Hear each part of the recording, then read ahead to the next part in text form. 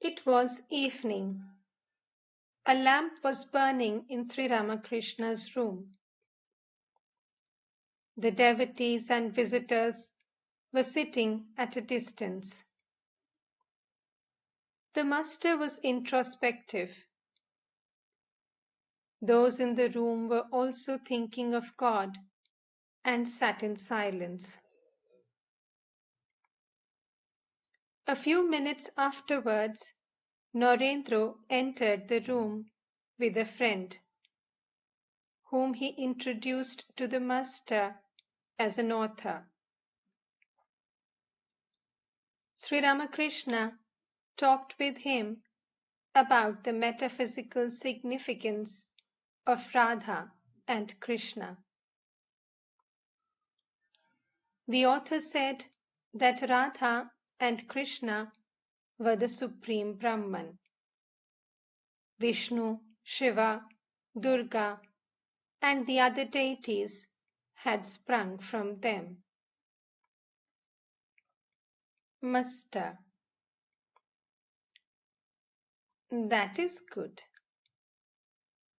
There are different aspects of Radha. In her seductive aspect, she was Chandravali. In her aspect of love, she participated in Sri Krishna's Leela at Vrindavan. Nanda Ghosh, Krishna's foster father, had the vision of the eternal Radha. First is the seductive Radha. Then the Radha of love. If you go farther, you will see the eternal Radha. It is like taking off the layers of an onion one by one. First the red layers, then the pink, then the white. Afterwards, you don't find any more layers. Such is the nature of the eternal Radha. Radha, the Absolute. There the discrimination following the process of not this, comes to an end. There are two aspects of Radha Krishna: the absolute and the relative. They are like the sun and its rays. The absolute may be likened to the sun and the relative to the rays. A genuine bhakta dwells sometimes on the absolute and sometimes on the relative. Both the absolute and the relative belong to one and the same reality. It is all one, neither two nor many. Author: Sir, why do they speak of the Krishna of Vrindavan and the Krishna of Mathura? Footnote: The Krishna of Vrindavan, where he was a cowherd boy, is always associated with Radha and the gopis. But the Krishna of Mathura and Dwarka, where he was the king, is not associated with them. Footnote ends. Master: That is the view of the Goswamis. But the scholars of Upper India think differently.